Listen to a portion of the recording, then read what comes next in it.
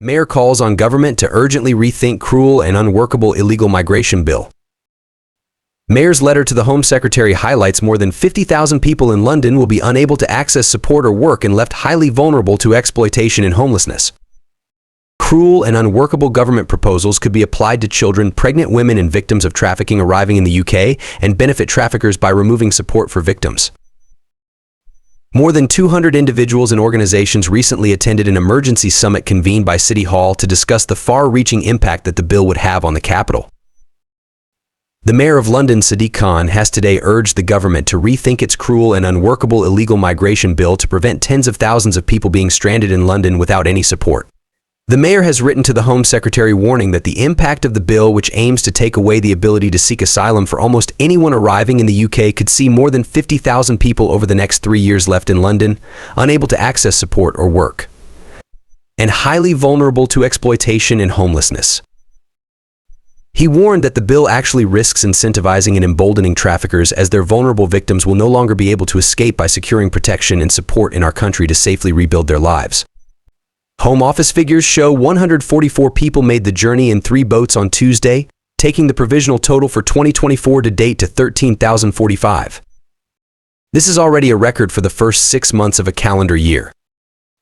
It is also 16% higher than the number recorded by this time last year, 11,278, and up 7% on the same period in 2022, 12,206, according to PA News Agency analysis of government figures.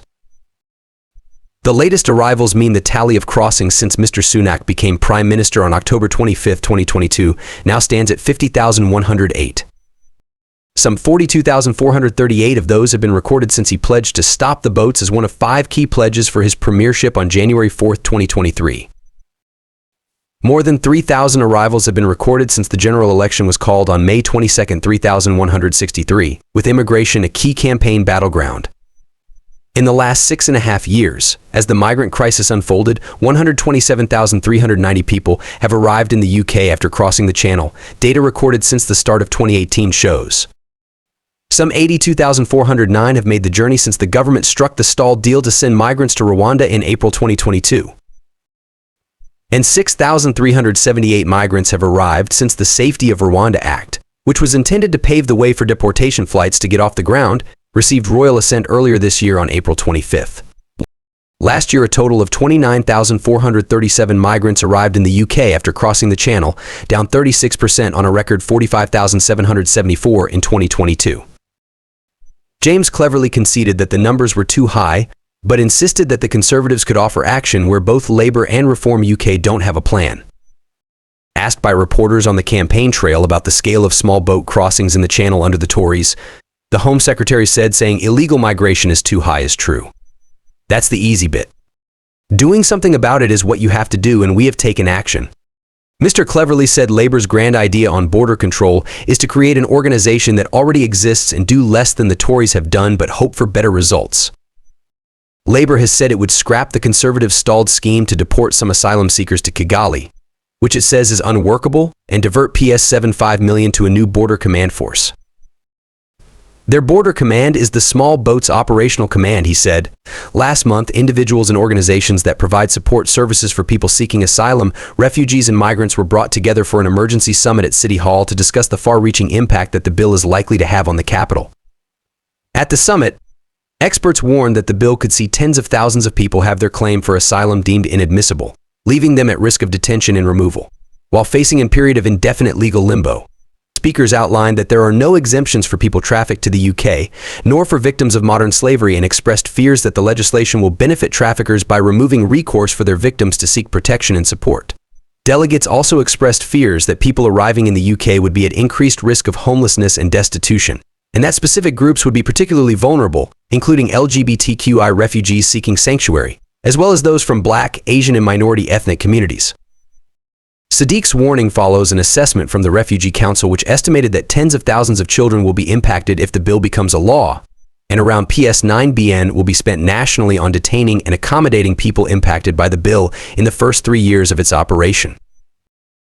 The government's proposed law could be applied to children, pregnant women, and victims of trafficking arriving in the UK, all of whom would be at risk of detention and removal to other countries, such as Rwanda. In the meantime, they would be abandoned in the UK without the means to support themselves. The majority of people arriving in the country would previously have been entitled to sanctuary in the UK, including people who have been forced to flee conflict in Afghanistan and Syria. The mayor also highlighted that the current asylum backlog and reliance on unsuitable hotel accommodation was leaving vulnerable people in overcrowded and unsafe conditions. The images of people seeking asylum camped outside their accommodation in Pimlico last week demonstrates a system at crisis point. He warned that this bill will only serve to deepen the challenge. The mayor of London, Sadiq Khan, said London has a proud history of providing refuge to those seeking sanctuary, but the government's illegal migration bill will put tens of thousands of already vulnerable people at increased risk. It is a cruel and unworkable policy that plays directly into the hands of human traffickers and risks leaving more than 50,000 people, including thousands of children, in London without access to support. Ignoring requests for sanctuary and denying access to services could cause untold damage, trapping people in a cycle of homelessness, destitution, and exploitation.